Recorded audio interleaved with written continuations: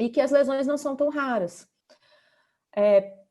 Infelizmente, muitas especializações em radiologia, elas não preparam o radiologista para as lesões, né? Então, a maioria dos radiologistas, quando aparece uma lesão, eles ficam desesperados, ou apenas descrevem e não dão hipóteses. Mas eu sou da opinião que um bom radiologista é aquele que sabe diagnóstico e que ele deve descrever a lesão, mas também estabelecer algumas hipóteses. Então, eu acho que esse é um diferencial do radiologista, tá? E aí, quando a gente começa a trabalhar com radiologia, que a gente vê que não é raro, assim, o paciente aparecer com lesão, tá? E aí, se eu mostrar essa imagem para vocês e perguntar aqui, né, um grupo bem heterogêneo aí, de pessoas mais velhas, pessoas mais jovens, se eu perguntasse para vocês qual dessas pessoas tem uma lesão intraóssea na mandíbula? Não dá para dizer, né? Olhando aí, ó, pela carinha, não dá para dizer. E o que acontece? A gente que trabalha com estomatologia sabe que muitas lesões intraósseas, elas não se manifestam clinicamente, elas são achados radiográficos. Então, o paciente só descobre que tem um problema quando ele faz uma radiografia para um implante, para um terceiro molar, enfim, faz uma radiografia por um outro motivo. Então, aí a importância do exame radiográfico, né? Eu sou da opinião, isso é uma opinião minha pessoal, que todo paciente que entra no consultório, ele devia fazer pelo menos uma radiografia panorâmica, que a dose de radiação é baixa e é um exame bastante amplo, seria uma espécie de triagem, né? Hoje, com as imagens digitais, essa dose é menor ainda. Então, eu sou dessa opinião, né? Por conta desses achados radiográficos. Então, vocês vão ver que tem algumas radiografias que elas não são bonitas, porque são radiografias mais antigas, são radiografias analógicas, né? Hoje a gente já está acostumado com as radiografias digitais, mas eu tenho alguns casos, principalmente da época de Bauru, que ainda são analógicas. Mas se vocês olharem, eu não sei se o meu cursor aparece para vocês. Aparece? Essa paciente, ela veio da dentística, ela veio encaminhada pelos mestrandos na época da dentística, porque ela tinha uma queixa estética do dente 11 e eles fizeram uma radiografia panorâmica, uma espécie de uma triagem, e viram que o dente 13 estava não irrompido e que ela tinha uma massa radiopaca ali na região da maxila. Então, né, mandaram imediatamente. Que estavam no quarto dela em que ela morreu. A gente vai se ferrar se esconder evidências. Estamos ignorando. A Spencer tem razão. Tá rolando uma sessão da tarde em algum lugar aí. Bruna, você desliga seu microfone, por favor? Tranquilo, obrigada. Então, ela fez a radiografia. Se ela não tivesse feito a radiografia, provavelmente não saberia, né? Aqui nós já temos a imagem tomográfica. Então, isso aqui não é uma radiografia panorâmica, isso aqui é uma reconstrução panorâmica de uma tomografia computadorizada, onde a gente já consegue observar a imagem com um pouco mais de nitidez, o canino aqui, e essa massa hiperdensa, tá, pessoal? Então, agora a gente não fala mais radiopaca, falando em tomografia, a gente fala hiperdensa, né? Hiperdenso e hipodenso. Clinicamente, ela não tinha absolutamente nada. Então, foi um achado radiográfico mesmo. A nossa hipótese diagnóstica é um odontoma complexo, que foi confirmada após a remoção da lesão, a biópsia excisional e exame microscópico. Então, essa paciente só soube que ela tinha um odontoma e foi tratada de acordo porque ela fez uma radiografia, tá? E aí nós temos vários exemplos, ó. Todas essas são imagens, são radiografias de pacientes que fizeram um exame para outro motivo, né? E não porque eles tinham uma lesão. Então, esse paciente, por exemplo, é um paciente bem jovem, fez a radiografia, e aí a gente observa aqui, ó, tem um odontoma composto aqui, temos uma imagem sugestiva de um cisto dentígero aqui, e outra imagem sugestiva de um cisto dentígero ou um folículo mais dilatado aqui. Então, foi sorteado, né? Tem três probleminhas aí diagnosticados na radiografia. Tá? Então, outro caso aqui, esse paciente, isso acontece muito, criança, né? O incisivo, um irrompe, o outro não. E aí a mãe vem desesperada, será que meu filho não tem um incisivo? E aí a gente faz a radiografia. Esse caso, por exemplo, outro paciente sorteado, né? O incisivo está aqui em cima, aí nós temos o canino aqui, temos outro canino lá em cima, um belo cisto aqui, né? E aqui já temos outro cisto também. Tem outro dente não irrompido aqui, né? Dentes girovertidos. Então, essa informação a gente só consegue com a radiografia. Clinicamente, a única coisa que o paciente tem é a ausência do incisivo, tá? Outro caso também, o paciente veio aqui no nosso setor da residência em radiologia para fazer uma radiografia para terceiros molares, e aí detectamos essa alteração aqui, né? Na radiografia periapical, a gente vê ali a imagem de múltiplos dentículos envoltos por um halo radiolúcido, compatível com o odontoma composto. Então, novamente, se ele não tivesse feito a radiografia, ele não saberia, não seria diagnosticado e não seria tratado, tá? Outras lesões que são muito comuns, né, como achados radiográficos, são as displasias, e eu venho vendo displasias assim com muita frequência, displasias ósseas, cemento ósseos, né, não é raro a gente encontrar. Então, por exemplo, as displasias ósseas focais, as displasias ósseas floridas, né, aqui então em múltiplos quadrantes, eu vou falar um pouquinho mais sobre isso já já, todas achados radiográficos, tá? Então, se antes, né, eu aprendi assim, que o clínico é sempre soberano. E de certa forma eu concordo, né? Eu costumava muito falar isso em sala de aula, o exame clínico é sempre soberano. Até que esses dias eu assisti uma palestra do professor Alan Roger, da Unicamp, e eu achei muito oportuno. Ele estava falando do exame microscópico, né?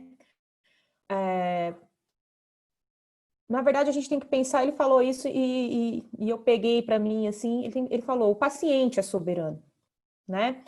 Porque realmente, às vezes com o exame clínico a gente não consegue fechar. Todos esses casos que eu mostrei para vocês, quem fechou o diagnóstico foi o exame radiográfico, e em muitíssimos casos é o exame microscópico, né, que diz.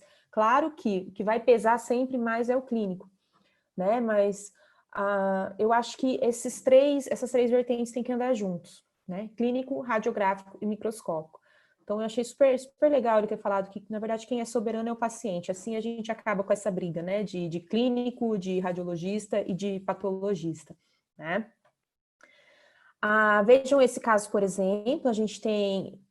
Espero que todo mundo esteja vendo uma lesão aqui, né? Uma lesão bem extensa, em corpo de mandíbula do lado esquerdo, com pré-molar aqui na região, pré-molar sendo rechaçado lá para a base da mandíbula, permanência do dente descido aqui. Mas olha que interessante essa imagem, uma simples radiografia oclusal, né? Então, a radiografia oclusal, ela me trouxe outra perspectiva da lesão. Agora eu sei que é uma lesão vertical lingual. Tem alguém com problema no microfone aí, gente. Chorando. Não chore. Paulinha, Gente, por desliga favor, o acho que é telefone, Paulinha. por favor. Paulinha. Olha, é um bebezinho chorando, oh meu Deus. Acorde. E aqui a gente observa, né, por vestibular e por lingual um abaulamento. Então, vejam que uma simples radiografia oclusal me trouxe uma perspectiva que a panorâmica não me deu, né? Então, os exames radiográficos, vocês estão cansados de ouvir falar isso, né? Eles são imagens bidimensionais de estruturas tridimensionais, então nós temos sobreposição de imagens, então nem sempre ele reflete o que está acontecendo na realidade. Então, se vocês observarem essa imagem, né? Se a gente olhasse essa imagem, apenas essa perspectiva, a gente interpreta uma situação, mas se nós olharmos a imagem de outra perspectiva, é a mesma imagem sendo olhada de outra perspectiva, a gente enxerga uma outra situação, né? Uma situação mais tranquila. Então, o tridimensional, ele trouxe para nós essa visão mais próxima, né? A visão real, tá? E nesse sentido, a gente tem a tomografia computadorizada, que é uma imagem, é um exame tridimensional. Basicamente, eu vou falar só da tomografia computadorizada volumétrica de feixe cônico, ou cone-beam, porque é a tomografia utilizada em odontologia. É a tomografia realizada dentro da clínica de radiologia odontológica. Nós podemos solicitar tomografias médicas? Podemos, não tem problema nenhum, tá? Só que geralmente elas vão ser mais caras, existe uma dificuldade de comunicação médico-dentista, né? Então quem vai laudar vai ser um radiologista médico. As tomografias médicas não vão permitir avaliar apenas uma região, como a tomografia cone-beam possibilita. E também eu tenho uma dose de radiação muito maior para o paciente na tomografia médica. Então, hoje, praticamente não se justifica mais em odontologia eu fazer uma tomografia médica, a não ser que eu precise de contraste de tecidos duros e tecidos moles, tá? Então, assim, de maneira bem simples, o que o tomógrafo faz com o paciente é isso aqui, né? Ele nos corta em fatias de igual espessura. Essa espessura, ela é pré-definida no aparelho, então eu posso fazer espessuras de 1 milímetro, 2 milímetros, enfim. Então, a tomografia é um método diagnóstico de imagem que usa raio-x, então não dá para eu prescrever tomografia torto e direito, né? Porque eu tenho uma dose de radiação importante para o paciente, mesmo sendo a tomografia cone-beam, a dose é bem menor que uma tomografia médica, mas é muito maior do que uma radiografia panorâmica. Então, é algo que tem que ter correta indicação, tá? E que permite obter a reprodução de uma secção do corpo humano em quaisquer um dos 3 planos do espaço. Tá? Então, uma analogia comum é considerar o paciente como se fosse fatias de pão. E uma imagem digital, aqui eu tenho uma imagem de uma radiografia de tórax, vamos supor, né? Uma imagem bidimensional, radiográfica. Uma imagem digital, seja ela uma fotografia ou uma radiografia digital, na verdade, ela é uma ilusão de ótica, tá? Uma imagem digital, ela é formada por um monte de quadradinhos pequenininhos, chamados de pixel. E esses quadradinhos, eles são tão pequenos e tão numerosos que eles nos dão a ilusão de que eu estou vendo uma imagem contínua. Mas se eu começar a aproximar, isso já deve ter acontecido com vocês. Quero baixar uma foto da internet, mas na hora que eu começo a dar zoom, ela começa a pixelar. Porque, na verdade, uma imagem digital é isso. É uma matriz formada por vários pixels, certo? A tomografia, eu tenho que pensar que ela é tridimensional, mas é o mesmo raciocínio. Então, em vez dela ser formada por vários quadradinhos, ela é formada por vários cubinhos, tá? Eu costumo falar que lembra o Lego, como se fosse um Lego com várias pecinhas iguais, ou o cubo mágico, como vocês estão vendo aqui, né? Então, cada cubinho desse aqui se chama voxel, e cada face desse cubinho é um pixel, ok? A dimensão do voxel se relaciona com a definição da imagem. Geralmente, quando a gente tem mais voxels, né, a gente vê aqui, ó, um cubo mágico do mesmo tamanho, só que tem mais cubinhos. Geralmente, aqui, a minha imagem vai ser melhor. Eu vou ter uma resolução de imagem melhor. Quanto menor o tamanho do meu voxel, maior a resolução da imagem. Eu não sei se alguém já... Esse cubo mágico é real, tá? Ele existe, não sei se... Eu não consigo resolver nem esse aqui. O de baixo, então, né? Nem em outra vida. Mas, enfim, existe. E um outro ponto importante em relação à aquisição de imagem, além do voxel, mais importante que isso é o FOV, tá? FOV é uma palavrinha que a gente ouve muito em radiologia, que quer dizer Field of View, campo de visão, tá? O que é o FOV? É a região que eu quero pegar no meu paciente. Eu vou fazer uma tomografia porque meu paciente quer fazer ortodontia ortognática. Eu sei que eu preciso pegar a cabeça inteira, tá? Então, tem aparelhos que conseguem pegar a cabeça inteira. É só para implante em mandíbula. Faz só da mandíbula. Não, eu quero ver apenas se tem uma fratura no dente 14. Tem aparelhos que conseguem pegar ali só a região do dente 14, tá? Qual que é a importância disso? Você saber que quanto mais você pega, maior o seu FOV, mais radiação você está dando para o seu paciente e menos resolução de imagem você está dando. Então, se eu quero ver uma fratura no dente 14, por que eu vou pedir uma tomografia da cabeça inteira? paciente vai pagar mais caro, porque é mais regiões para o radiologista laudar. O paciente vai ser mais exposto à radiação e vai ter um exame de menor qualidade, tá? Então, por isso que é sempre importante, quando você está pedindo uma tomografia, explicar para que você quer, para o radiologista decidir qual FOV utilizar. O ideal seria que o clínico falasse, olha, eu quero um FOV de 6 centímetros por 6 centímetros, mas o clínico, né, dificilmente vai fazer isso. Então, a importância da gente colocar o motivo do exame para o radiologista definir, tá? E tem aparelhos que fazem um FOV estendido, assim, mas não fazem o FOV pequeno. Tem pacientes que fazem o contrário, fazem o FOV pequeno, mas não fazem o FOV grande. Então, tem clínicas que estão mais voltadas para o público da endodontia, tem clínicas que estão mais voltadas para o público da bucomaxilo, da orto, enfim. A importância também de você conhecer a clínica para onde você está enviando o seu paciente, tá? Veja uma imagem, ó, de um FOV pequeno e uma imagem de um FOV grande. Espero que vocês tenham entendido isso que eu quis dizer, tá? A resolução da imagem aqui, ela é bem melhor. E eu tenho bem menos dose de radiação para o paciente, tá? Então, se eu quero ver uma pequena região, o ideal é pegar um FOV mais limitado. Ó. Aqui eu vejo o esmalte, né? Vejo o halo hipodenso, luz de canal. Aqui eu vou mostrar esse caso daqui a pouco para vocês. Era para ver uma lesão extensa em maxila. Então, acabou fazendo aí um FOV extenso, né? Para uma lesão eu não preciso de uma resolução tão fina, né? Uma nitidez tão grande, tá? Então, isso é FOV. E como eu comentei com vocês, né? Se lá na radiografia a gente fala radiolúcido, radiopaco, aqui a gente esquece esses termos, nós vamos falar hipodenso, para o que é escuro, e hiperdenso, para o que é claro. Então, falar radiolúcido, pode falar, né? No chat aqui, eu acho que você está apresentando, está sem acesso no chat. Não consigo alguns ver. comentários, algumas perguntas. Tem uma aqui que eu acho que eu só te interrompi porque está relacionado ao teu assunto que estava falando anteriormente. Esses exames podem ser realizados em hospitais ou apenas em clínicas odontológicas? Foi esse comentário da Júlia. Esse exame, tomografia computadorizada de feixe cônico, especificamente, é em clínica de radiologia odontológica, tá?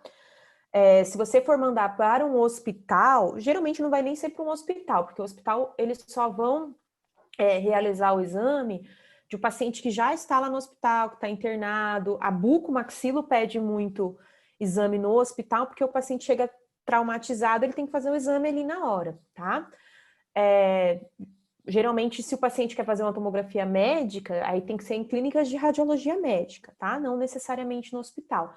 Mas esses equipamentos que eu estou falando aqui são equipamentos de clínicas de radiologia odontológica, laudados por dentistas, tá? Hoje já tem empresas fabricando aparelhos de tomografia computadorizada de feixe cônico para a medicina, principalmente para otorrino, tá? Mas ainda assim, isso está começando a chegar na medicina. É orgulhosamente um exame bem mais utilizado na odontologia, tá? Embora ele não tenha surgido para a odontologia, não tenha sido criado para a odontologia, ele é muito mais utilizado na odontologia. Então, esse exame clínica de radiologia odontológica, tá? Tem mais alguma pergunta, Narciso? Não, só comentários, que aula maravilhosa, que máximo, isso e aquilo. Ai, que bom, que bom. Então vamos lá. Qualquer coisa me interrompam, tá? Fica à vontade. Então, assim, gente,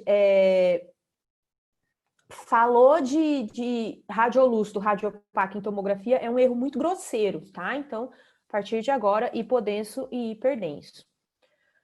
Quais são as vantagens, né, de se fazer uma tomografia cone-beam, especificamente? A ausência de sobreposição, ou mínima sobreposição, permite avaliação nas 3 dimensões, então eu tenho a noção de perspectiva. A ausência de distorções, a medida que eu faço aqui, ela é precisa. Então, quando eu pego a reguinha e meço lá no software de tomografia, aquela medida é real, tá? Localização de estruturas anatômicas, é mais acessível e mais barata para o paciente do que uma tomografia médica, tá? E a dose de radiação é menor quando comparada à tomografia médica, assim como a quantidade de artefatos, tá? Quando comparada à tomografia médica. Então, assim, de fato, né, são muitas vantagens em relação a esse exame. Talvez a única desvantagem é o baixo contraste. Tomografia Cone-Beam, ela foi desenvolvida para visualização de tecidos duros, tá? Ela não tem contraste para visualização de tecidos moles. Então, se você está querendo ver, por exemplo, uma lesão em parótida, não é o exame que você vai pedir. Aí, geralmente, você vai pedir uma tomografia médica. Em alguns casos, inclusive, se usa o contraste injetável, mas o padrão ouro mesmo para avaliar tecidos moles é a ressonância magnética, que aí já é um outro exame, tá? Para parótida também uma alternativa seria a ultrassonografia. Mas enfim, tecido mole não é Cone-Beam, tá? Cone-Beam ela serve para ver dente, para ver osso, ok? Então vejam aqui, ó, aqui é uma tomografia médica. Eu tenho um contraste maior do que a tomografia Cone-Beam. A tomografia Cone-Beam eu não vou conseguir ver tecidos moles, tá? Ela de fato está indicada para avaliação de tecidos duros, ok? Isso porque, gente, eu também não vou entrar nesse quesito, mas é porque os aparelhos de tomografia médica, eles trabalham numa miliamperagem muito maior, de 100 até 400 miliamperes, então eles têm uma amplitude muito maior de tons de cinza. Olha a diferença, um aparelho Cone-Beam, ele trabalha aí na faixa de 8 a 10 miliamperes, então eu tenho uma amplitude de tons de cinza bem menor, tá? Seria esse o motivo da tomografia Cone-Beam ser um exame de baixo contraste.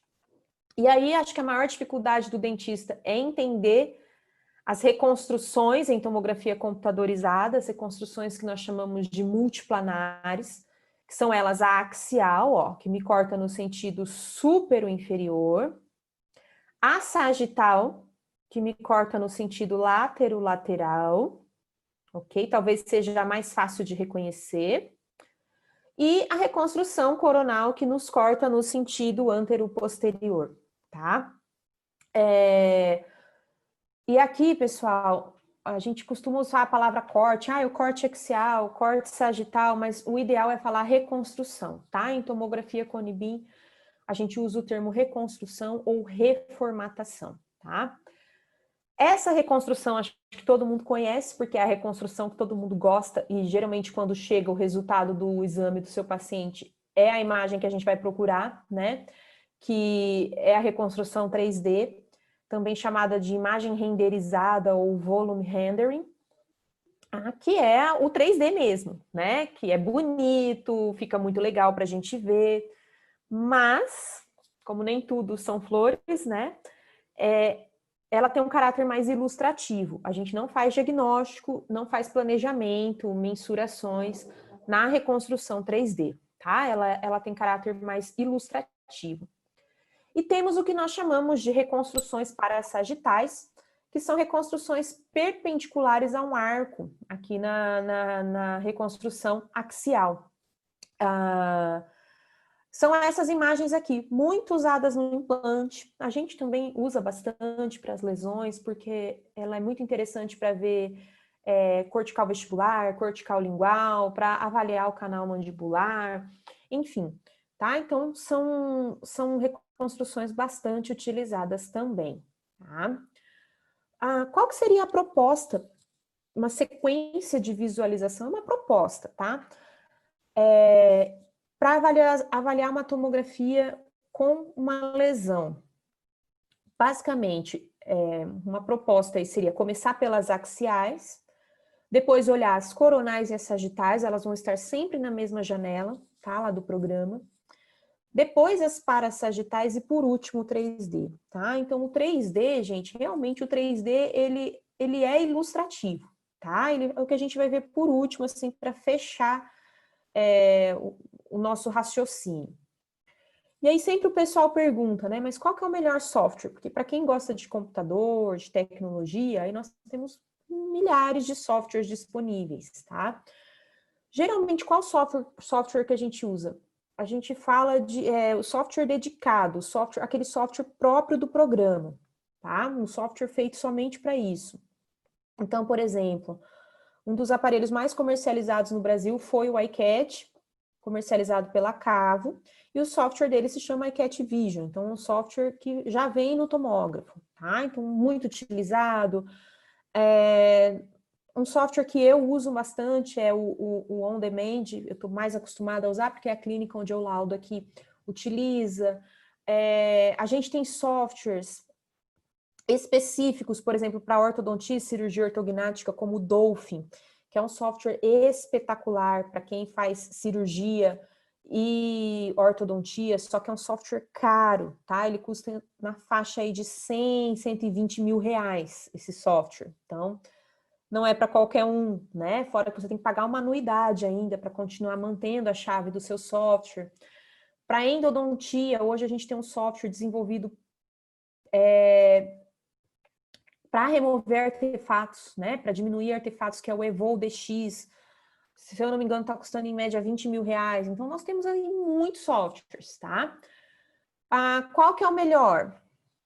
Aquele que você se adapte, tá? Que tenha um bom algoritmo de reconstrução, hoje a maioria dos softwares tem, e aquele que você se adapte. Você não precisa comprar um software de 100 mil reais, né? Para avaliar implante, terceiro molar, pouca coisa, não tem para quê, tá?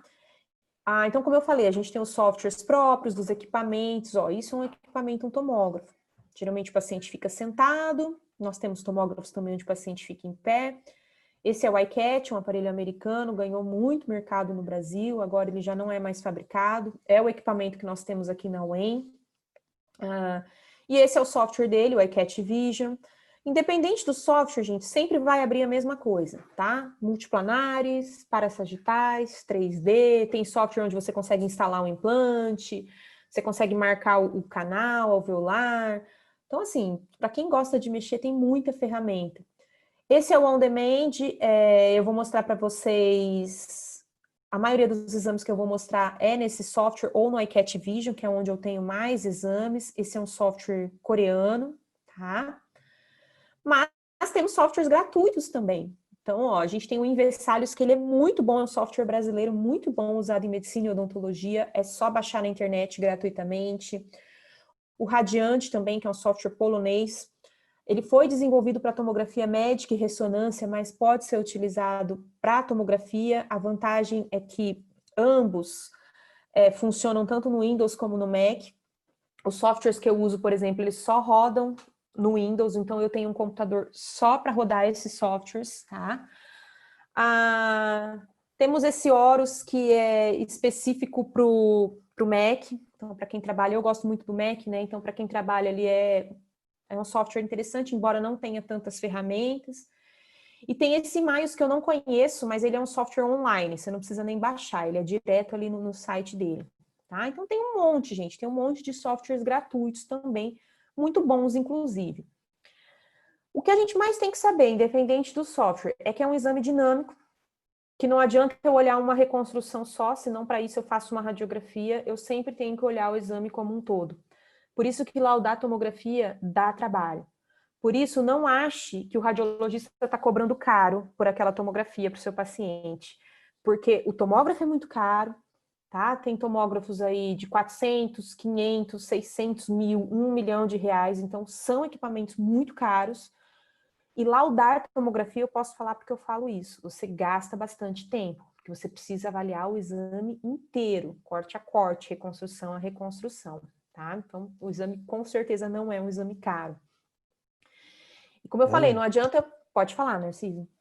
Uma pergunta aqui, tem um comentário da Gabi, lá de Belém, que falou que ela deve utilizar bastante esse software Evolve, que ela fala que é maravilhoso. Maravilhoso. E a Bianca Amaral, ela pergunta, professora, durante a graduação a gente mexe com tomógrafos? Olha, na imensa maioria de todas as faculdades que eu conheço, não. Até porque a maioria das faculdades nem tem tomógrafo, né? Como eu falei, os tomógrafos são equipamentos muito caros, a manutenção de um tomógrafo é muito caro. Radiologia é cara, gente, tá? Você compra um tomógrafo de 400 mil, aí você tem que comprar os monitores, aí você vai comprar uma impressora, é 35, 40 mil reais. Então, por exemplo, na UEM nós temos um tomógrafo, mas ele é um tomógrafo adquirido para pesquisa. Então, ele não é nem um tomógrafo para assistencialismo, né? O que a gente faz quando um paciente precisa é tentar encaixá-lo em alguma das pesquisas, porque ele é um tomógrafo que foi comprado para pesquisa. E os alunos de graduação, infelizmente, não manipulam, assim como não manipulam também o aparelho de radiografia panorâmica, tá? Aqui, pelo menos, o tomógrafo e o equipamento panorâmico ficam a cargo da residência, nós temos 4 residentes em radiologia. Os alunos que fazem pesquisa, às vezes acompanham, que fazem pesquisa na radiologia, mas não operam esses equipamentos, tá? O que a gente faz aqui, os alunos têm aula teórica de tomografia, mas nem manipulação de software, infelizmente, a gente aqui não faz ainda, tá? E manipular o tomógrafo também não. Eu não sei, Narciso, se aí vocês têm uma experiência diferente, mas assim... A experiência nossa, assim, são mundos diferentes, instituições diferentes, instituições privadas, instituições públicas. A minha vivência de instituição pública na USP de São Paulo, na FOUSP, e o tomógrafo também foi adquirido para pesquisa, junto à equipe do CAP, inicialmente, lá do pacientes especiais. Então, a gente na estômago acabava utilizando em alguns casos específicos, e os alunos também não têm manuseio desses equipamentos, assim como aí na UEM, né? Uhum. Então, o curso de radiologia lá praticamente era muito mais teórico para a graduação, né? Sim. Na nossa instituição aqui em Santos, que eu acredito que seja a realidade da maioria das instituições privadas do país, nós não temos um equipamento tomógrafo, então os alunos têm um conteúdo teórico durante a aula para entender o que é uma tomografia. Quando a gente fala de diagnóstico por imagem, a gente acaba mostrando muito tomografia. Eu acho que é uma... A minha imagem travou aqui, eu não sei se vocês estão escutando. Mas essa vivência prática do tomógrafo existe. Uhum. Eu fiz minha pós-graduação em Bauru e o equipamento em Bauru não era para pesquisa, era um equipamento, né, para assistencialismo, enfim, para pesquisa, assistencialismo, mas nem nós, pós-graduandos, a gente manipulava o equipamento. Em Bauru tinha um técnico que fazia essa manipulação. Então, era só 2 técnicos, né? Só eles que mexiam no equipamento. A graduação também, eu não sei como está agora, mas eu também acredito que essa seja uma realidade. Que para a graduação não tem como. Aqui, a pós-graduação também não manipula o tomógrafo, é só a residência. Porque, como eu falei, gente, qualquer probleminha que dá, tudo é muito caro, é muito difícil, são equipamentos importados, tem uma sala exclusiva só para ele. Então, de fato, acaba ficando só na teoria, tá? Mas eu acredito que isso seja algo meio que global, assim, tá? Até para o equipamento panorâmico, que também não é toda a faculdade que tem, né? Geralmente o aluno de graduação não manipula, tá? A nossa realidade panorâmica aqui, a gente tem o equipamento digital, panorâmica digital, alguns alunos acabam manipulando, mas também não é liberado, tem todo um acesso restrito, obviamente. Isso é um equipamento muito caro, como você já falou, mesmo a radiografia panorâmica, e a gente tem que tomar um pouco de cuidado com relação a isso. Temos comentários... Dose de radiação, também ficar expondo, sim, né? É complicado. A aluna Bianca Amaral, que questionou sobre os tomógrafos na graduação, ela complementou com o comentário dela dizendo que ela vai ser sua aluna na UEM, ela está no 2º ano e está ansiosa por suas aulas, né? Teve outros que falaram... Sim. Ai, Bianca, a gente vai... A primeira aula de radiologia do 2º ano eu que dou, então... Pronto, logo. Aí tem gente que está com inveja, falando que massa, meu sonho é ser aluna dela, aquela coisa toda. Vamos lá. Depois você pega todos os comentários aqui. Aí tem um comentário que é um pouco mais filosófico, mas eu vou passar para você e você responde, por favor. Professora, se observarmos um caso clínico onde o paciente necessita realizar tomografia, porém ele não tem condições financeiras, o que podemos fazer? Devemos pagar esse exame para ele? E caso a paciente negar fazer o exame, o que podemos fazer? Uma questão muito mais filosófica, mas está aí passada para você. Olha, muito difícil. Eu sempre fui muito... O Damante uma vez me deu uma bronca, o professor Damante, porque eu sempre me apeguei demais aos pacientes, então a gente quer ajudar demais, né? Mas a gente tem que, às vezes, infelizmente, imagina se eu for pagar para todo mundo fazer um exame de tomografia. Então, assim, aqui na UEM, por exemplo, o equipamento não é para assistencialismo, ele é para pesquisa, mas aí a gente está lá no projeto Lebu, o paciente precisando, a gente sabe que os nossos pacientes não têm condição. O que a gente faz? Acaba sempre, eu vou lá, tento dar um jeito, converso com as outras professoras e encaixamos numa pesquisa. A questão de pagar eu acho complicado, eu vou até contar o segredo. Quando eu estava na graduação, um paciente meu precisava de uma PPR, não tinha dinheiro de jeito nenhum, ele tinha uma entrevista de emprego, nunca esqueço, ele tinha uma entrevista de emprego na outra semana e não tinha um incisivo, e aí a gente ia fazer uma pererequinha para ele, eu não tenho dinheiro, ele falou assim, paga para mim, depois eu te dou. Na época, eu não tinha dinheiro na época, mas eu paguei, e até hoje eu estou esperando ele me pagar de volta, tadinho, espero que ele tenha conseguido emprego. Mas é muito complicado, não tem como eu te responder, mas assim, até pouco tempo atrás, a gente se virava com o que tem. Então, às vezes a gente fala assim, meu paciente precisa de uma tomografia. Mas às vezes você faz uma radiografia periapical, uma técnica de Clark, uma radiografia oclusal, um método de localização radiográfica e resolve o problema. Então, a gente tem que pensar por esse lado também, né? Às vezes a gente fica, precisa de uma tomografia. Não, faz uma técnica de Clark, resolve. Faz uma Miller-Winter, né? Faz uma técnica modificada, uma PA, uma tele, enfim, nós podemos tentar buscar alternativas. Eu acho que esse seria o caminho melhor. Eu entendo porque eu sou assim também, eu quero ajudar.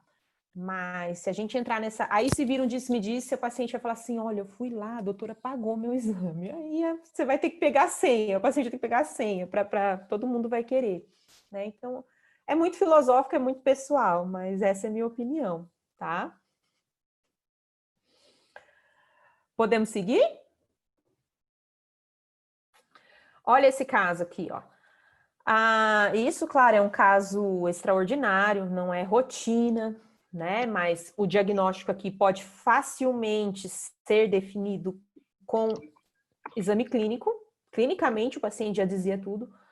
A radiografia póster anterior, teleradiografia e a panorâmica. Talvez vocês olhem e falem, é querubismo. Sim, é querubismo. Né? O paciente tinha carinha de anjo, anjo querubim. Então, assim, o diagnóstico está fechado. A tomografia que foi realizada porque a gente queria ver um possível envolvimento ocular desse paciente, que realmente já estava acontecendo, né? Eu vou mostrar mais algumas imagens para vocês, mas olha ali o 3D, estou manipulando o 3D, tá? O 3D, como eu falei, é ilustrativo, mas vocês já conseguem ter uma noção de como o paciente está. O exame a gente sempre vai correndo totalmente, olha o aspecto de bolhas de sabão, bastante expansão de corticais. Então, assim, eu não precisei da tomografia para fechar diagnóstico, não precisa, né? Nesse caso não precisou. Mas aqui a gente queria ver envolvimento ocular, envolvimento nasal, ó. Então já tinha envolvimento nasal. Olha a órbita dele como está sendo, né, comprimida pelo tumor, pela lesão. Tá? Então, aqui já era assim, para ver comprometimento de estruturas adjacentes, porque é um caso muito mais exuberante. Então, não é em toda a situação que você precisa de uma tomografia, tá? Como eu comentei com vocês a questão de software, os softwares, existem vários softwares, mas o básico todos fazem, né? Eles sempre vão ter uma barrinha de ferramentas. Nessa barrinha de ferramentas, a gente tem zoom, contraste, flechinha, reguinha, tem um monte de coisa, eu vou mostrar um pouquinho mais para vocês daqui a pouco, tá? Em estomatologia, a gente vai usar basicamente para ver morfologia e extensão de lesões, perfurações de corticais ósseas, detecção de lesões incipientes e comprometimento de estruturas adjacentes, já pensando num planejamento cirúrgico, tá? Na questão de laudo, pensando aí numa sequência, a gente sempre olha a estrutura interna primeiro, depois o formato da lesão, depois a localização dessa lesão e depois o comprometimento de estruturas adjacentes. Tá? Então, o que seria a estrutura interna? É hipodenso, é hiperdensa ou é mista? Então, aqui a gente tem uma lesão hipodensa, aqui a gente tem uma lesão hiperdensa. Formato, arredondado, bolhas de sabão, como aqui, é um termo que a gente usa, tá? Múltiplos dentículos, formato de favos de mel, formato irregular, formato de ruídas de traço, enfim, tá? São termos que a gente usa. A localização, descrever realmente, né? A localização tá em corpo e ramo mandibular, do lado direito, se estendendo da distal do dente 44, enfim, até o ramo de mandíbula, então sempre definir a localização. E como eu falei, o acometimento, né? O comprometimento de estruturas adjacentes, que nem aqui, tá envolvendo o seio maxilar, praticamente inteiro, e já destruiu a parede lateral aqui de fossa nasal, tá? Então, basicamente são esses 4 principais pontos na hora de se avaliar uma tomografia. Um laudo aqui, um exemplo de um laudo, né? Por exemplo, aqui uma imagem hipodensa, unilocular, bem delimitada, de formato ovalado, aproximadamente 1 centímetro. Eu coloco aproximadamente 1 centímetro, mas no tomógrafo a gente pega a reguinha no software e mede exatamente, procura o maior diâmetro e aquela medida é real, tá? Então, tem 1,12 centímetros, é uma medida real, tá? Localizada entre os dentes 44 e 45, que estão ligeiramente rechaçados, deslocados. Observa-se solução de continuidade, quer dizer, rompimento, tá? Solução de continuidade da tábua óssea vestibular, informação que eu não teria numa radiografia panorâmica. E também um íntimo contato, o canal mandibular está aqui. Então, são informações que a tomografia me dá, que a radiografia não me daria, né? E aí coloco minhas hipóteses. Coloquei um queratocisto e um cisto periodontal lateral, por exemplo, tá? A gente sempre tem que descrever como se eu estivesse repassando, descrevendo para uma pessoa pelo telefone, para que a pessoa consiga enxergar o que eu estou enxergando sem ver a lesão.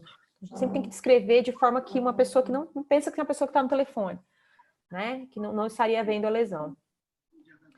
E aí eu tentei dividir de maneira didática, não sei se dá muito certo, mas basicamente as lesões hipodensas são os cistos, os tumores e lesões fibróceas imaturas. As lesões mistas são as mais fáceis, né? As imagens mistas geralmente vão ser lesões fibróceas. E as imagens hiperdensas geralmente vão ser tumores ou lesões fibróceas mais maduras.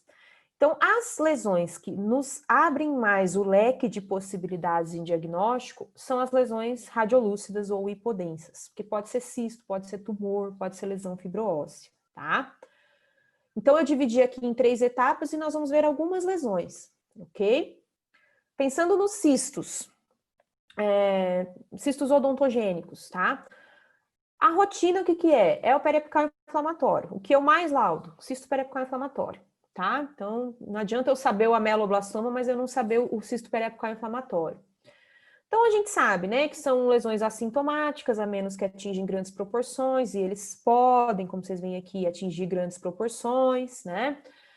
Mas, quando não atingem, geralmente são descobertos em exames radiográficos, realizados para outros motivos. O paciente pode ter sensibilidade à percussão vertical, expansão de tábuas ósseas, e aqui o dente associado é um dente não vital. Então, uma manobra importante, teste de sensibilidade pulpar, tá? Mas, antes que a tomografia, teste de sensibilidade pulpar. Lembrando que em cistos, a punção a gente tem líquido. Então, também uma das primeiras manobras que a gente faz nessas lesões é a punção, tá? Radiograficamente são radiolúcidos ou hipodensos, circunscritos, com ou sem halo radiopaco. O halo radiopaco não é obrigatório, tá? Tem gente que acha que para ser cisto tem que ter halo. Não, ok? E radiograficamente a gente considera como cisto lesões com mais de 5 milímetros. Lesões com menos de 5 milímetros a gente considera como granuloma apical, tá? Embora a diferenciação seja microscópica. No final, quem vai decidir é a microscopia, ok?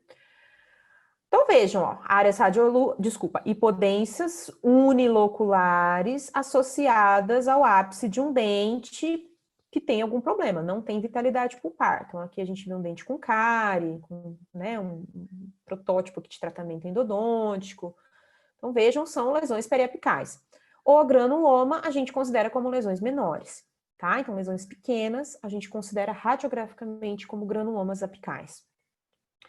E olha que interessante, esse dente na radiografia periapical e esse dente na tomografia. Então, a tomografia, eu tiro a sobreposição, eu vejo isso milimetricamente e consigo ver que tem uma lesão periapical, né? O que na radiografia eu não conseguiria ver, porque eu tenho sobreposição, tem o processo zigomático da maxila, então fica muito mais complicado.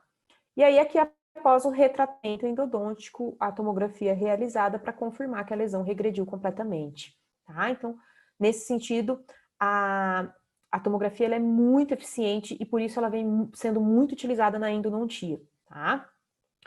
Outro caso aqui na radiografia panorâmica, ó, a gente vê uma área meio estranha aqui, parece que tem um trabeculado um pouco diferente, e olha na tomografia, né? Então, vejam que diferença a tomografia faz, tá? Observem aqui, que isso é muito comum, uma solicitação muito comum é a endodontia, a gente observa, né, 1, 2, 3 canais tratados, mas tem um canal não tratado.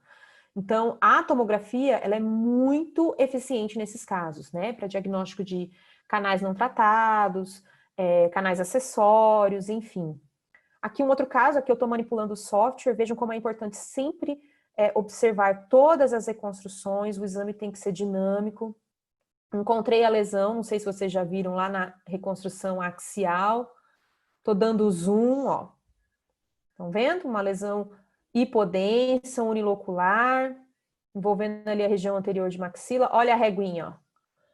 18,22 por 12,65, acho que é isso, estou meio cega aqui. Essa mensuração é real, tá? Não tem distorção.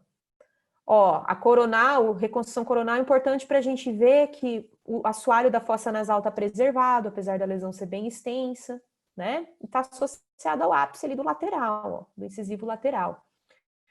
Então, a tomografia ela é muito interessante nesses casos. Olha lá na reconstrução sagital, ó. Aqui uma informação importante, a cortical palatina, ó, a cortical palatina tá rompida, ó, né? Totalmente rompida, não tem mais cortical palatina. O que tem que fazer nesse caso? Primeira coisa, teste de sensibilidade pulpar, no 11 e no 12, né? Nos 2 dentes que estão aí envolvidos, tá? Então, assim, olha a tomografia, aqui, ó, rompimento de cortical vestibular, reabsorção do dente, isso na radiografia nem sempre a gente consegue ver, tá? Essas reabsorções mais sutis, o rompimento de cortical vestibular, com certeza a gente não conseguiria ver numa radiografia periapical, né? Aqui a gente já tem rompimento de cortical palatina também, então todas as informações que só a tomografia me proporciona.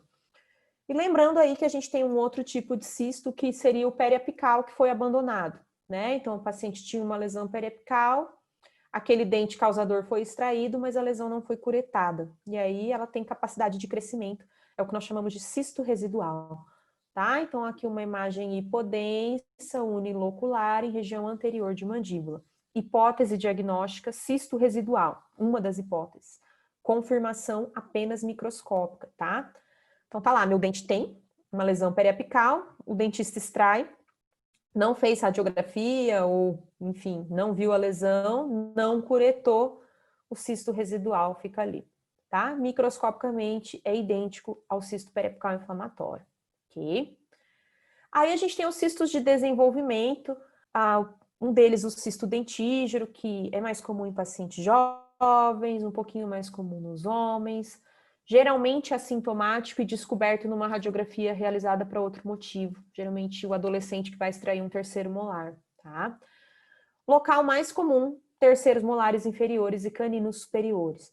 Então, o cisto dentígero, ele se conecta ao dente, a coroa, obrigatoriamente ele tem que envolver a coroa de um dente não irrompido, senão não é cisto dentígero. Se conecta através da junção cemento-esmalte, tá? E radiograficamente, novamente, ó, uma lesão radiolúcida ou hipodensa envolvendo a coroa de um dente não irrompido, tá? Isso aí é a regra, tem que envolver a coroa de um dente não irrompido.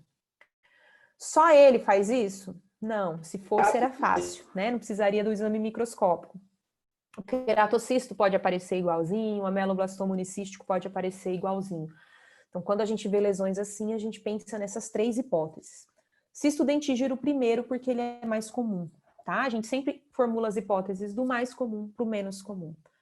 Então, aqui mais um cisto dentígero, uma imagem hipodensa, envolvendo um dente não irrompido, que o paciente premiado, ó, com 2 cistos dentígeros envolvendo os 2 terceiros molares não irrompidos. E por que que eu sei que é cisto dentígeno? Porque foi realizada a biópsia e exame microscópico, tá? Outro exame aqui, agora manipulando, ó. Então, a gente pega ali, ó, estão vendo? Já acharam a lesão? Acho que sim, né? Ó, lá na axial, ó lá. Envolvendo um dente, ó. Que bonitinho. Tá ali onde eu tô mostrando, ó. Vou levar todas as outras reconstruções para lá. Então, vejam que já é uma lesão que abaula um pouquinho de cortical, vestibular e lingual, né? Ó, tem um discreto abaulamento das corticais. Tá envolvendo um pré-molar não irrompido e a gente tem um dente descido ali também, né? Olha lá.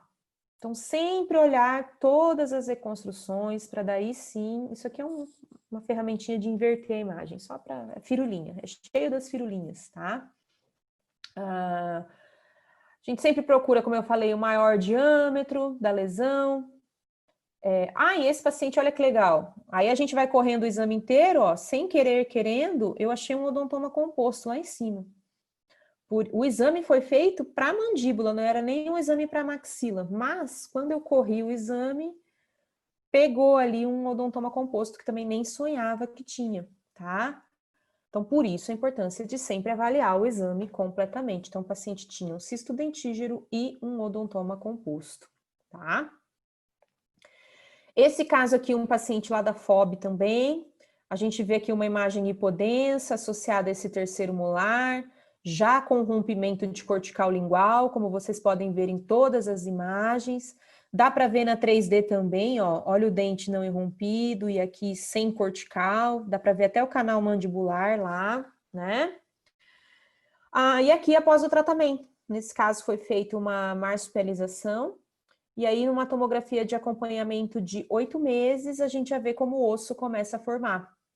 Então isso é muito interessante, a tomografia também para a gente ver acompanhamento. Claro que eu não preciso fazer mensal, né, uma tomografia por mês, não. Faz uma radiografia, tá? Mas de vez em quando, ó, que nem aqui foi 8 meses depois, a tomografia é interessante para ver como que tá a neoformação óssea, né? Enfim, ok? Outro cisto muito importante, é um cisto que eu particularmente adoro, é o queratocisto odontogênico. E eu gosto muito dele porque ele é danadinho, eu chamo ele de coringa. Ele cabe em todas as situações, porque ele é muito eclético, tá? 60 a 90% dos casos acontecem em região posterior de mandíbula.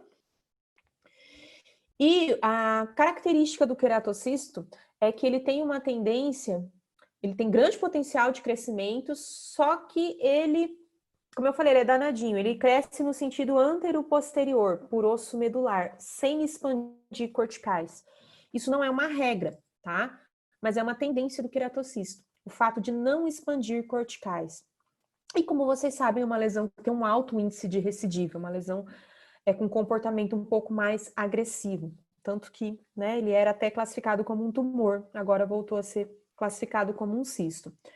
Então vejam aqui, ó, eu poderia pensar em cisto dentígero nesse caso? Sem dúvida nenhuma, tá? Então, o queratocisto, ele é radiolúcido ou hipodenso, bem delimitado, mas ele pode envolver um dente não irrompido, pode estar numa área sem dentes. Então, ele é muito eclético, tá? Então, vejam aqui, ó. Aqui eu poderia pensar em cisto dentígero? Não, né? Porque, obrigatoriamente, o cisto dentígero tem que envolver a coroa de um dente não irrompido. Aqui eu já pensei primeiro no queratocisto, né? Porque não está envolvendo nenhum dente, ok? Outro caso aqui, ó, distalmente a esse terceiro molar não irrompido, tá? O queratocisto, ele tem um potencial maior de crescimento. Aqui outro. Poderia pensar em cisto dentígero? Sem dúvida nenhuma, está envolvendo o dente não irrompido, mas foi o exame microscópico que confirmou que era um queratocisto odontogênico, tá? Outro exame aqui, ó, manipulando o exame para vocês verem. Aqui vai ficar bem claro, olha lá, a lesão já apareceu, aqui, ó. Como ele não tem tendência de expandir corticais, ó, né? Ele não expande, estão vendo? Não é regra, tá, pessoal? Mas ele expande muito pouco, ó. Vocês vão ver que o ameloblastoma, ele expande muito mais. Olha lá, uma tendência em não expandir muito as corticais, como a gente vê aqui na lesão, tá? Espero que todo mundo esteja entendendo como que eu localizo a lesão ali, ó. Cortical lingual, cortical vestibular, tá aqui nossa lesão. Sempre avaliar todas as reconstruções, tá? Todas as reconstruções. Esse caso aqui de uma mulher de 29 anos com queixa de dor no siso. Então, vai fazer aquela panorâmica despretensiosamente, né? A gente fala, deve estar com uma pericoronarite.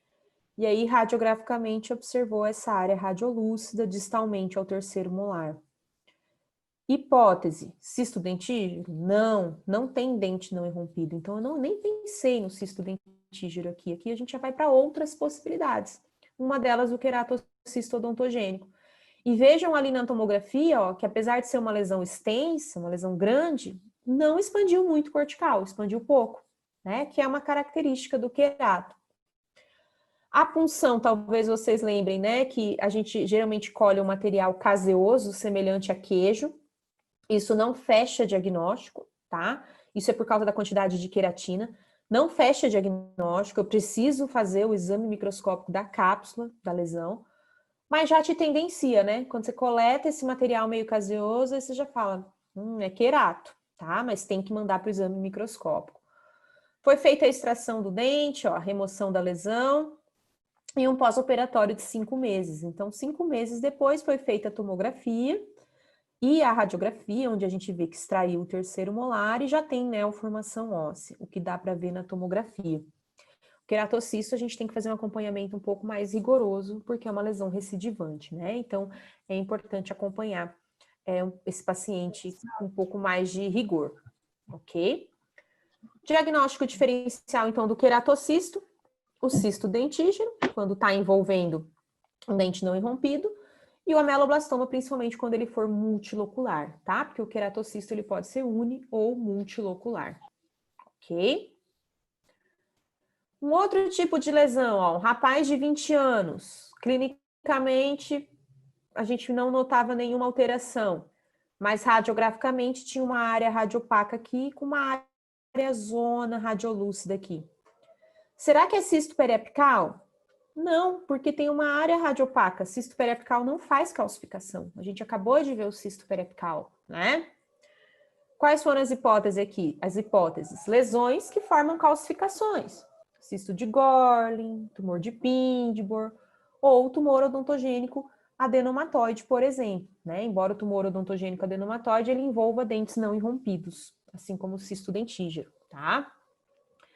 Olha a tomografia, a gente vê que já rompeu o cortical vestibular, que era uma lesão bem extensa, né? Bem pertinho já de assoalho de fossa nasal, ó.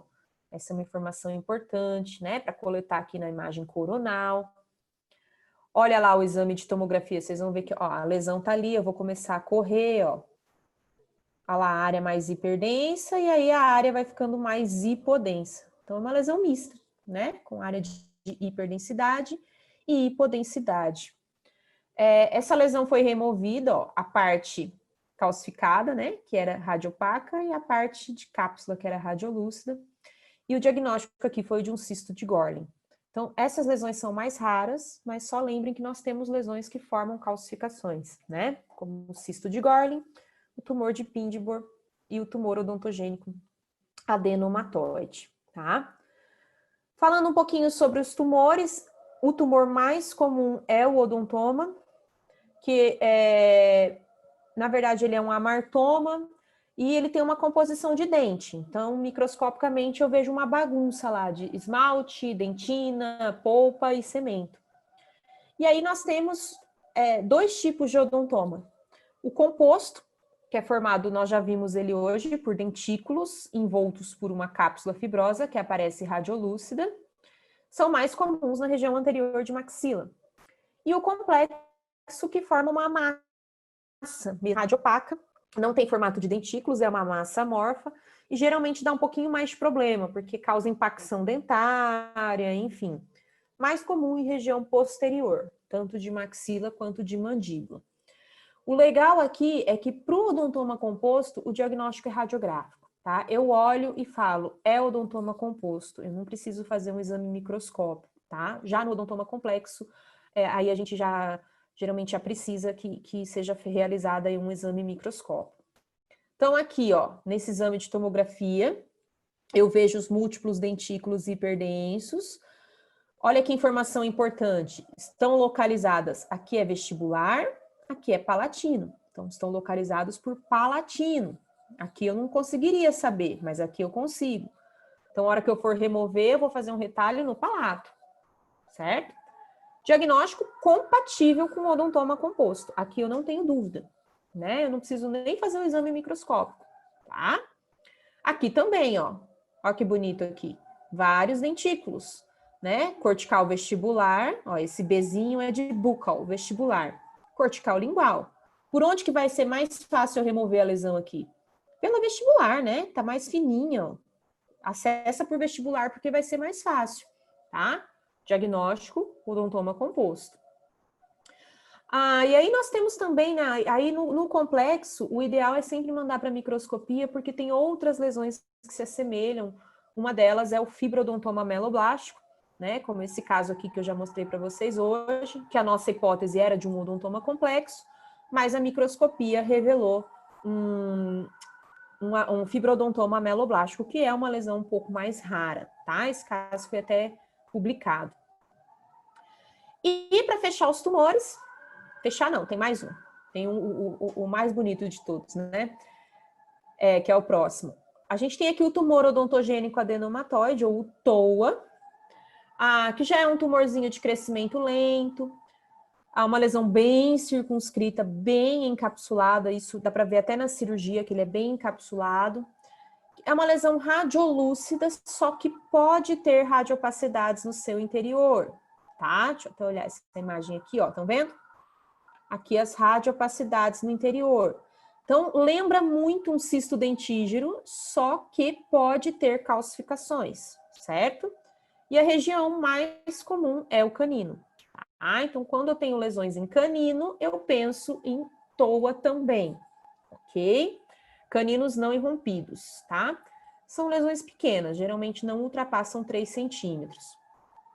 Opa, essa imagem aqui já era para eu ter arrumado, esqueci, mas basicamente uma lesão radiolúcida envolvendo a coroa de um canino não irrompido, primeira hipótese, cisto dentígero, segunda, TOA. Mas tem calcificações. Excluo o cisto dentígero e penso só no TOA, tá? Porque o cisto dentígero não forma calcificações, ok? A imagem tá com um efeito de saída, daí ela desaparece. Por isso que eu não consegui mostrar para vocês, mas tá aqui, ó. Esse caso, por exemplo, uma área hipodensa circundando a coroa de um canino não irrompido. Principal hipótese, cisto dentígero. Só que, ó, quando eu começo a correr o exame, a gente vê que tem algumas calcificações perto do dente, tem um pouquinho de calcificação. Aí quem que a gente já pensa? No TOA, tá? Porque o cisto dentígero não forma calcificação, ok? Olha lá, ó. A imagem, ela tá um pouco escura, talvez vocês não estejam conseguindo ver bem, deixa eu até apagar minha luz aqui. Outra coisa, viu, gente? Radiologia sempre com a luz apagada, morcego, tá? Escuridão. A imagem fica muito melhor. Então, o diagnóstico aqui foi de um TOA também. E claro, né, não ia deixar de falar do ameloblastoma, que talvez seja o tumor mais emblemático que a gente tem, né, das bolhas de sabão, que é um tumor agressivo e localmente invasivo, com alto índice de recidiva, que forma tumefação, expansão indolor. Então, assim, é um tumor que tem uma predileção por expandir corticais, tá? E também é mais comum em região posterior de mandíbula, ok?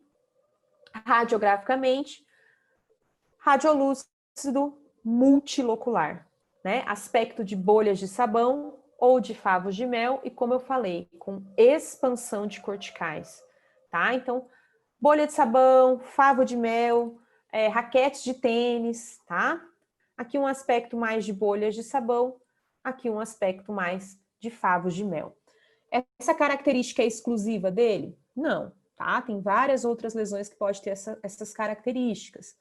Então, o diagnóstico diferencial, por exemplo, inclui o mixoma, né, que também é um tumor agressivo e recidivante, O mixoma tem uma tendência de ter trabéculas mais anguladas e um formato mais de favos de mel do que bolhas de sabão, mas a confirmação é só microscópica. E o queratocisto, quando ele é multilocular, ó, como nesse caso, também, né, participa do diagnóstico diferencial do ameloblastoma. Tá? Então, vejam esse caso, a gente vê aqui, né? Aqui a gente nem consegue mais ver a bolha de sabão, pessoal, por quê? Porque o tumor já está tão grande que destruiu tudo, ó, tá? Ele é um tumor benigno, mas ele pode reabsorver raiz, ele pode deslocar dente. Aqui a gente consegue ter uma noção de como a paciente está, né? Ó, bastante abaulamento. Olha o côndilo. Olha de um lado, olha o lado direito, olha o lado esquerdo.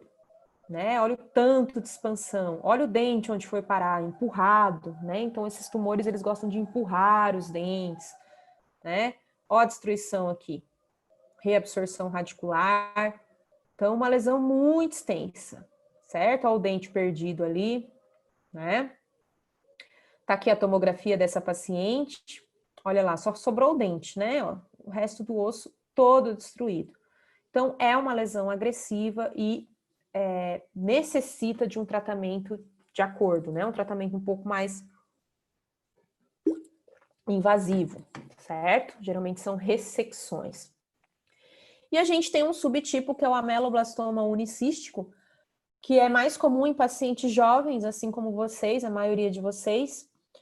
90% dos casos acontece em região posterior de mandíbula e ele aparece com uma área radiolúcida unilocular. Então, ele também pode parecer com ameloblastoma, com cisto dentígero, com queratocisto odontogênico, né? Ele pode se assemelhar a todas essas outras lesões. Então, por isso que, né, a gente não está trabalhando numa área exata, não é matemática, é uma área biológica. Então, quem me dera, né, se todos os ameloblastomas unicísticos fossem diferentes dos queratocistos, que fossem diferentes dos cistos dentígeros, mas não é.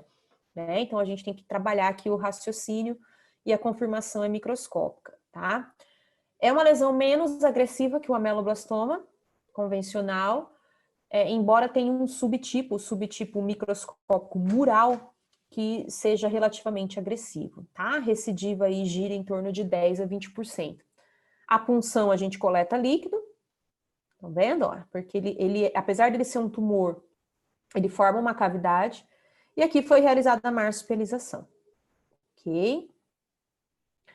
Esse outro caso aqui, ó, envolvendo esse terceiro molar, uma área mais extensa também. Nesse caso, nós fizemos a descompressão. Descompressão é quando a gente coloca algum artefato ali para manter a cavidade aberta. Não só com sutura, como na marsupialização. Outro caso, esse caso a gente também publicou, ó, um dente. Parece que o dente está dentro do seio maxilar e parece que não tem mais tuber de maxila aqui. Esse é o típico caso onde realmente é necessário uma tomografia para a gente entender o que está acontecendo dentro do seio maxilar, tá? O paciente não tinha queixa nenhuma, ele veio para avaliação do terceiro molar e a gente vê uma lesão, ó, ocupando praticamente todo o seio maxilar. Sobrou quase nada, ó. Já destruiu parede lateral de fossa nasal, e o dente 18 tá lá dentro do seio maxilar, tá? Além disso, o paciente tinha um cisto, um fenômeno de retenção mucoso no outro lado, tá? Isso é um achado em exames de imagem, ok? E aqui a gente chama de concha bulhosa, quando tem uma espécie de pneumatização ali na concha nasal. Na 3D, não serve para diagnóstico, mas eu vejo aqui, ó, que já rompeu a cortical vestibular, ali na região. O diagnóstico foi de um ameloblastoma unicístico do tipo mural, então um pouquinho mais agressivo, e aqui a lesão sendo removida. Olha que bonitinho, o dente e a lesão bem encapsulada, tá? Esse caso foi realizado também crioterapia, já que é uma lesão mais recidivante, então depois da remoção ainda foi realizada a crioterapia para diminuir as chances de recidiva. Como eu falei, o diagnóstico diferencial do ameloblastoma unicístico, cisto dentígero e queratocisto odontogênico. Então, essas três andam sempre juntas, tá? Principalmente em terceiros molares inferiores, porque são bem semelhantes no exame de imagem. E para a gente fechar agora, as lesões fibroósseas, que são alterações benignas, tá? Onde a gente tem substituição de osso normal por tecido conjuntivo fibroso, que tem uma quantidade variável de material mineralizado, tá? Então, esse material, ele lembra cimento e lembra osso, ou uma mistura de ambos. Existem 3 lesões fibroósseas: o fibroma cemento ossificante, a displasia fibrosa e as displasias ósseas ou cemento ósseas. O fibroma cemento ossificante, na última classificação do OMS agora, ele foi reclassificado como um tumor odontogênico, tá? Todas essas lesões, elas têm 3 padrões radiográficos. Essas lesões, elas começam radiolúcidas, elas vão se tornando mistas até se tornarem lesões predominantemente radiopacas. Então, a gente tem o seguinte raciocínio: uma lesão mais radiolúcida é uma lesão mais imatura. Eu estou tendo apenas substituição de osso por tecido fibroso. À medida que essa lesão vai amadurecendo, ela vai formando um material calcificado. Então, quanto mais madura, mais calcificada, mais radiopaca é a lesão. Ok? O fibroma cemento ossificante, então, como eu falei, hoje ele é considerado como um tumor odontogênico, porque ele tem origem nas células indiferenciadas do ligamento periodontal. E vejam como é uma área mista, ó. 70% dos casos acometem região posterior de mandíbula, tem crescimento lento, pode ter tumefação e expansão de corticais. E a principal característica radiográfica, né, imaginológica dele, é que ele é bem delimitado do osso circunjacente. E isso acontece, inclusive, clinicamente. Na cirurgia, a gente tem um ponto de clivagem, né, um tumor que se destaca mais facilmente do osso. Isso vai ajudar a diferenciar da nossa próxima lesão, tá? Então, como eu falei, ó, de acordo com a nova classificação do OMS, hoje ele é um tumor odontogênico, que para nós é uma novidade, né? Porque essa lesão a gente sempre deu na aula de lesões fibroósseas, eu ainda continuo dando, mas hoje ele é um tumor, tá? Um tumor odontogênico, de acordo com a OMS.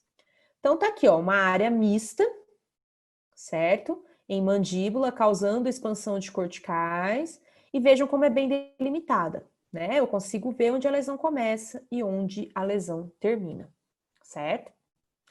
Já a displasia fibrosa, ela tem as características semelhantes, só que ela é mais comum em maxila, em pacientes bem jovens, e é expansiva. Vejam aqui essa imagem da maxila, uma imagem bem expansiva, tá? Então essa é uma característica importante da displasia fibrosa. E o aspecto que vocês já devem ter ouvido falar, clássico, né? De vidro despolido, como se fosse um vidro borrado, um vidro jateado. E aqui, ó, por isso que eu falei da importância de diferenciar. Aqui a lesão não é encapsulada, você não sabe onde ela começa, onde ela termina. Até durante a cirurgia você não tem um ponto de clivagem ali da lesão, porque ela se mistura com o osso normal. Então essa é a principal diferença do fibroma cemento ossificante que a gente viu agora há pouco, tá? Então, ó, principal característica, expansão e o vidro despolido. Aqui a gente vê claramente, né, ó, a transição de um osso mais normal para um aspecto de vidro despolido, ok? Essa paciente, uma menina de 17 anos, olha a tumefação em maxila, né? Tanto por palatina, mas principalmente por vestibular. Isso é bem duro a palpação, tá? Tem consistência de osso mesmo, é duro. E olha a panorâmica, olha como a lesão é mal delimitada. Aspecto de vidro despolido, expansiva, empurrou o segundo e o terceiro molares lá para cima, tá? Parece que já entrou no seio maxilar, ó. Só pela radiografia é difícil a gente afirmar, né? Fizemos também a teleradiografia e a carpal para ver se ela não tinha cometimento de algum outro osso, pensando numa displasia poliostótica, né? Às vezes numa síndrome de McCune-Albright, mas não era o caso. E aqui a tomografia, o lado normal e o lado afetado, tá? Os molares empurrados lá para cima, lesão expansiva, com aspecto de vidro despolido. E aqui a gente vê novamente a imagem de tomografia, tá? Vejam como a gente vai correndo o exame, ó, o aspecto do vidro despolido e a expansão, né? De cortical vestibular, de cortical palatina. Olha do outro lado como é, olha a diferença, o lado normal para o lado afetado, certo? Então, a gente consegue ter essa comparação, tá? Ó, uma área bem mista, aspecto de vidro despolido, expansivo. Ocupou um pouco do seio maxilar, né? A gente vê um pouquinho aqui, ó, mas até que não foi tanto, ocupou um pouco já do seio maxilar, tá? Aqui percorrendo, aqui vejam que o software já é o iCat, né? Um pouquinho diferente daquele outro software que eu mostrei para vocês, mas ó, a gente percorrendo a lesão, a gente consegue ver esse caráter bem expansivo dela. Tá? Então, sempre correr todas as reconstruções, olha lá. Tá? A gente consegue ver o aspecto ali de vidro despolido. Tá? Nesses casos, é realizada a cirurgia cosmética, tá? De preferência, quando as lesões geralmente elas estabilizam quando o paciente atinge a maturidade esquelética, então quanto mais você esperar para fazer a cirurgia, melhor, menores as chances de recidiva. Foi realizada aqui e tá aí o material que é encaminhado novamente para exame microscópico. Tá?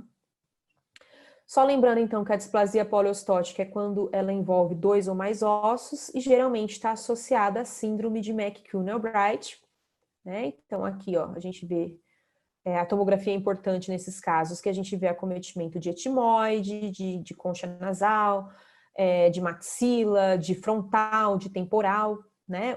O esmagamento aqui do espaço orbitário, tá? Então, as displasias fibrosas poliostóticas geralmente estão associadas à síndrome de McCune-Albright. E para fechar, as displasias cemento-ósseas, essas são muito comuns, tá? A gente vê bastante na clínica de radiologia, onde a gente tem a displasia óssea periapical, que acomete principalmente região anterior de mandíbula, região periapical. A displasia óssea focal, geralmente região posterior de mandíbula, acometendo poucos dentes, tá? E uma região única. E a displasia óssea florida, quando acomete várias quadrantes, vários dentes, geralmente mulheres pretas, tá? Aqui, ó, esse exame foi realizado por outro motivo, acho que não era para implante, porque a paciente tem todos os dentes. Eu não lembro o motivo do exame, tá? Eu não sei nem se foi por causa que o dentista viu isso na radiografia panorâmica e ficou assustado e mandou. Mas a gente vê uma pequena área mista, estão vendo? Diagnóstico, ó, sugestivo, ó lá, estão vendo? De uma displasia periapical, bem na região apical. Se você fizer o teste de sensibilidade pulpar, é positivo, não tem que fazer tratamento endodôntico, tá? Olha lá, ó, olhando já na reconstrução panorâmica. Olha lá, a região. Tá? Agora eu vou para as parasagitais. Ali, ó. Pertinho do dente, não tem envolvimento com o dente, como eu falei, nada de tratamento endodôntico, tem que fazer teste de sensibilidade que vai responder positivamente. Ok? Tá ali a nossa lesão. Certo? Aqui outro caso, ó, de displasia óssea focal, tá vendo? Nem sempre está relacionada a dente, aqui já está numa área desdentada. Se está mais radiopaca é porque é uma lesão mais madura, né? Aí a gente tem que sempre tomar cuidado para não confundir com esclerose óssea ou osteoesclerose idiopática, que é muito comum. É uma variação da normalidade, né? Uma área de maior condensação óssea, mas na esclerose óssea, ó, a gente não tem halo, né? E na displasia, a gente geralmente tem um halo mais irregular. Ok? Não sei se alguém quer perguntar. Estou terminando também, tá, pessoal? Esse caso aqui caiu na minha mão para eu laudar paciente com múltiplas áreas radiolúcidas e sem nenhuma queixa. E aí eu olhei e falei, meu Deus, será que isso aí são múltiplos queratocistos? Ela não tem uma síndrome de Gorlin-Goltz, algo do tipo? Mas não, a paciente não tinha nada. Falei, será que isso é uma displasia óssea florida? E aí você fica meio receoso, né? Porque são muitas áreas, já tem um pouquinho de envolvimento de base de mandíbula. Aí a gente não vê a paciente, né? Perguntei para o técnico, eu sabia que era mulher, perguntei, ela é melanoderma, né? Aí eu já falei, então deve ser displasia óssea florida. E aí, nesses casos, é sugerido um acompanhamento, tá? Então, na fase, assim, muito radiolúcida, a gente fica mais inseguro para fechar o diagnóstico. Com lesões mistas ou mais hiperdensas, radiopacas, a gente tem mais segurança, né, para fazer o diagnóstico, porque aí geralmente não vai lembrar nenhum outro tipo de lesão. Então, vejam aqui como a displasia óssea florida pode ter manifestações distintas, desde lesões bem radiolúcidas até lesões bem radiopacas ou hiperdensas. Então, aqui com certeza são lesões mais maduras do que aqui, tá? Lesões mais antigas. Aquele caso que eu mostrei para vocês na tomografia, ó, então áreas bem osteolíticas, tá? E realmente era uma displasia óssea florida.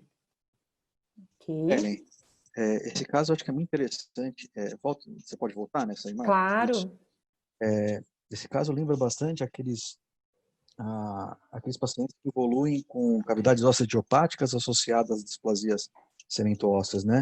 Então, seria muito Exatamente. interessante nesse paciente, aí, de repente, pedir, de repente, até para ser evolução desses casos, se o clínico não avaliou aí a presença dessas cavidades ósseas idiopáticas, que a gente observa com de uma certa forma, até comum essa relação, né? Sim, Um caso já é muito bem bonito, né? estabelecida, né? Na Sim, literatura, sim. a formação das cavidades ósseas idiopáticas, cistoósseo Sim. simples, E com com a essa, e displasia com óssea essa, florida. e com essa imagem tomográfica de uma hipodensidade bastante importante aí, bem localizada, isso muito provavelmente tem associado aí umas áreas de cavidade óssea idiopática. Sim. Muito bonito esse caso. E eu sempre falo, Narciso, que é um pouco triste a vida do radiologista, porque a gente recebe o exame e a gente não vê o paciente, não tem informação. E eu, como estomatologista, fico morrendo de vontade de ver o paciente para realmente avaliar, né, fazer uma avaliação mais detalhada. Importância Então, eu desse tento feedback, laudar, né? eu sugiro os exames, mas eu não sei o que acontece dali para frente. Mas, com certeza, aqui me chamou muita atenção, porque a gente vê que já tem afinamento de cortical, né, que a gente não vê com tanta frequência em displasia óssea florida. E aí, o ano passado, eu fui num congresso de radiologia lá em Gramado, na verdade, foi um grupo de estudos de radiologia, e um dos assuntos foi até esse, com a professora Vânia Fontanella, lá do Rio Grande do Sul, de que como vem se observando as displasias ósseas não tão inocentes como elas são descritas, né? Então, com envolvimento de cortical, afinamento, às vezes até perfuração de cortical, e eu acho que esse caso ilustra bem. Mas eu concordo que a chance de ter cavidades ósseas idiopáticas, né, esses ossos simples associados, é muito grande. Muito bonito. Enfim, gente, mas assim, agora aqui a gente já fica, né, já olha e fala, isso aqui é displasia óssea florida, né? Isso aqui uma imagem mais mista, mais hiperdensa, você já pensa num quadro mais maduro e você dá um laudo assim um pouco mais seguro, digamos assim. Lembrando que em todas essas situações a biópsia é contraindicada, porque se não é um osso normal, na verdade, qualquer procedimento cirúrgico na região, ele não é recomendado, eu não vou falar contraindicado, porque existem estudos mostrando até implantes colocados nessa região. Mas eu particularmente acho um pouco perigoso, né? Um pouco ousado você instalar implantes, porque a gente tem que pensar que esse não é um osso normal. Foi um osso que foi substituído por um tecido fibroso que sofreu uma mineralização. Então, realizar biópsias nessas regiões, você corre o risco de induzir uma infecção, uma osteomielite, então a biópsia é contraindicada, e aqui é um caso clássico daqueles que eu falei, onde o diagnóstico geralmente é radiográfico, né? Associação, na verdade, dos achados radiográficos com a ausência de sinais clínicos, porque clinicamente essas pacientes geralmente não têm nenhum sinal, tá? Eu acho que é esse mesmo caso aqui, ou não, acho que é outro caso, deixa eu me lembrar, não, é o mesmo. Deixa eu ver por que não rodou aqui. Não sei por que não rodou, mas é esse mesmo caso aqui, tá, pessoal? Só para vocês verem como as lesões são múltiplas. Tem 2 quadrantes ou mais, a gente a classifica como displasia óssea florida. E agora, para encerrar mesmo, vou mostrar só um ou 2 slides aí de lesões malignas, que eu quase não falei, mas dificilmente a gente vê, graças a Deus, né, lesões malignas nos exames radiográficos. A gente sabe que o câncer de boca, 95% é carcinoma espinocelular, principalmente em tecidos moles, né, em lábio, em língua. mas que quando acontece ali em assoalho, em ventre de língua, pode causar uma reabsorção óssea subjacente, que faz um aspecto que a gente chama de ruídas de traça, ou também lesões mais raras, né, como osteosarcoma, como os sarcomas em geral, também podem causar essa imagem, que a gente chama isso aqui, ó, é o aspecto de ruídas de traça. Mas que também é o mesmo aspecto radiográfico, por exemplo, das osteonecroses, das osteoradionecroses e das osteomielites. Então, aqui você precisa da informação clínica. E eu vou ser bem honesta, quando eu pego uma imagem dessa para laudar, é horrível, porque você colocar num laudo radiográfico que a imagem é sugestiva de um carcinoma, você vai matar o seu paciente antes da hora, né? O paciente vai ficar super assustado, o dentista também. Então, aqui já é o típico caso onde geralmente eu descrevo e sugiro correlação clínica com presença de infecção, porque se for osteomielite vai ter dor, vai ter supuração, se o paciente usa algum medicamento, se tem osso exposto, sequestro ósseo, alguma coisa do tipo, pensando em osteonecrose, osteoradionecrose, ou investigação de lesões neoplásicas, né? Geralmente eu coloco assim, para não falar assim, a hipótese diagnóstica é uma lesão maligna, um carcinoma espinocelular. Porque você pode ter certeza que quando você faz um laudo, o paciente ele abre e lê. Antes de levar para o dentista, ele vai abrir e vai ler. Então, isso é muito sério, né? A gente tem que tomar um pouco de cuidado em relação a isso.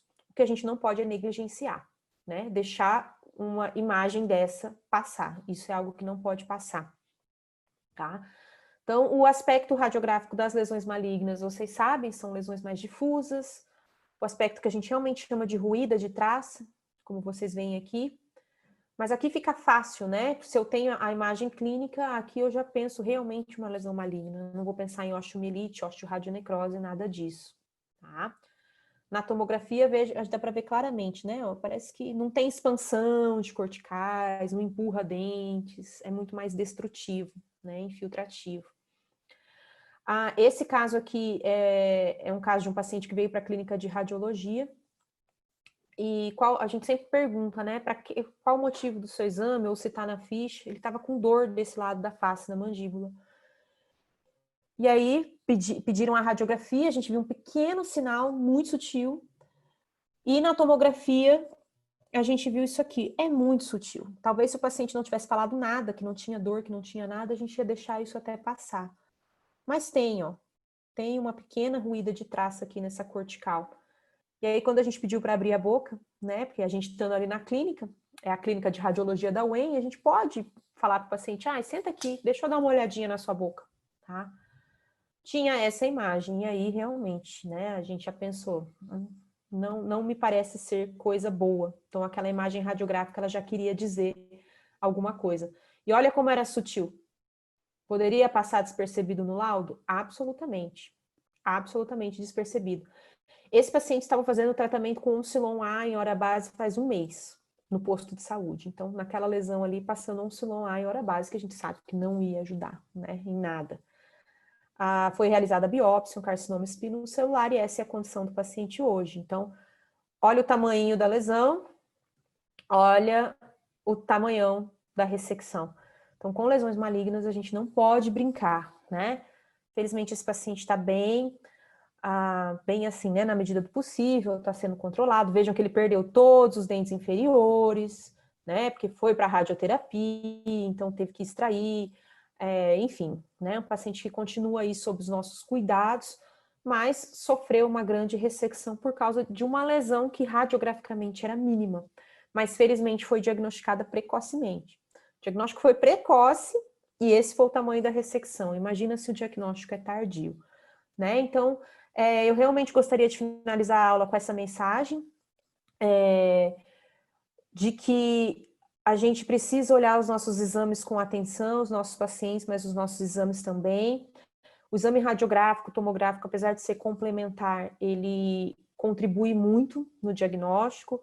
Alterações sutis devem ser levadas a sério, né? As lesões mais graves começam como alterações sutis, então a gente precisa estar muito atento a isso. E assim, de maneira resumida, né? Cistos geralmente são lesões hipodensas, né? São cavidades, então são hipodensas. Os tumores, a gente viu, podem ser hipodensos como hiperdensos, é só pensar no ameloblastoma e no odontoma. E as lesões fibroósseas também, né? Na fase imatura, hipodensos, na fase madura, mais hiperdensos, são mais facilmente diagnosticados quando na fase mista. E aqui onde como a gente deve seguir, né? O roteirinho aí para avaliar essas estruturas. Estrutura interna, o formato, localização e o acometimento de estruturas adjacentes. Ok? Pessoal, quero agradecer novamente o convite. Narciso, eu sempre falo mais do que eu me planejo para falar, peço desculpa, eu sei que eu passei um pouquinho aí do tempo, mas é que é um assunto difícil de resumir, né? Tomografia e estomatologia é muito amplo, uma aula que geralmente eu dou em bem mais tempo. Mas enfim, espero que vocês tenham gostado, entendido, né? Um assunto denso, talvez às vezes para nível de graduação, mas eu fico à disposição, não só aqui agora para as perguntas, mas também lá no Instagram, onde todo mundo me conhece, né? Quem quiser mandar pergunta por lá, sempre que dá, eu tento sempre responder. Tá? Então, mais uma vez, Narciso, obrigada às meninas da Liga, e fico à disposição de vocês agora.